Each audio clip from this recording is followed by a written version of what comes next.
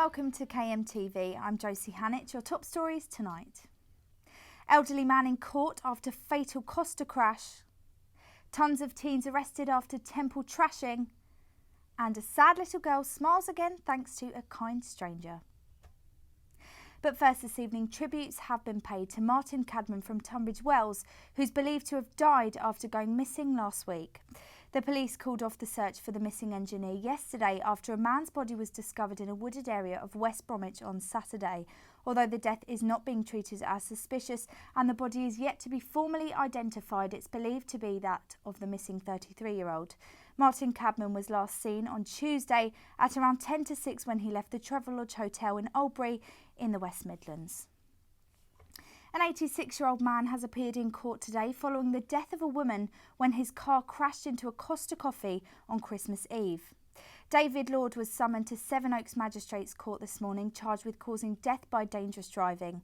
Ed McConnell was there earlier today.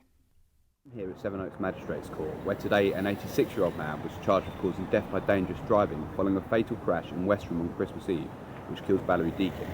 David Lord entered no plea to the charge and will next appear at Maidstone Crown Court on the 2nd of August. This is Ed McConnell for KMTV in Sevenoaks. Police have arrested and bailed a number of teenagers from northwest Kent on suspicion of criminal damage to an old Sikh temple in Gravesend. Henry Sandercock has more.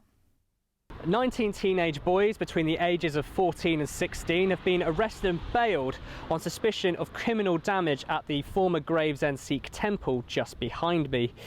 Videos uploaded to social media sites, Snapchat and Facebook, appear to show a number of young people throwing objects and smashing glass in the former Gurdwara, which has not been used since 2008. Police say that they are aware of the potential impact this case could have on the community. However, they have not found anything to suggest that this was a hate crime.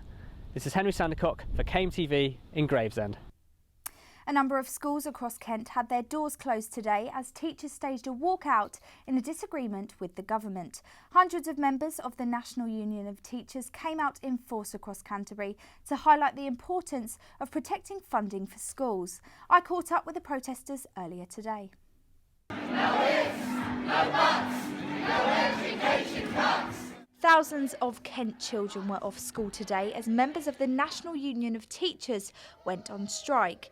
The walkout was over school funding and contracts, arguing cuts could affect class sizes, subject choices and staffing. Now, teachers here in Canterbury are not happy, and this is all to do with disagreements with the government. They're working 60 hours a week and more.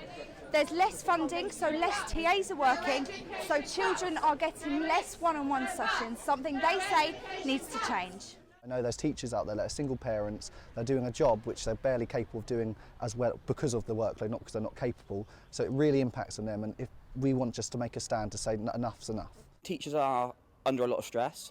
I think the issue of mental health amongst teachers is something that's quite current, something that's being talked about quite a lot, and it is a worry. It's not fair on teachers, and if it's not fair on teachers, it's even more not fair on the children they're teaching, because ultimately they're the ones that bear the impact. With a turnout of more than 300 members marching down Canterbury High Street, the teachers hope the government will hear their calls for a bigger investment into education. Josie Hannett for KMTV in Canterbury. And finally, when 9-year-old Jasmine Harrison from Sheppey had her bike stolen, it left her heartbroken. Her mum Jen said she had never seen her daughter so sad. So when a kind stranger, 21-year-old Tasha Sedge, heard about it, she set up a crowdfunding page to buy her a new one. Overnight it reached the £85 goal and Tasha popped round for the big surprise. Here was her reaction, and just to warn you, you might need a tissue.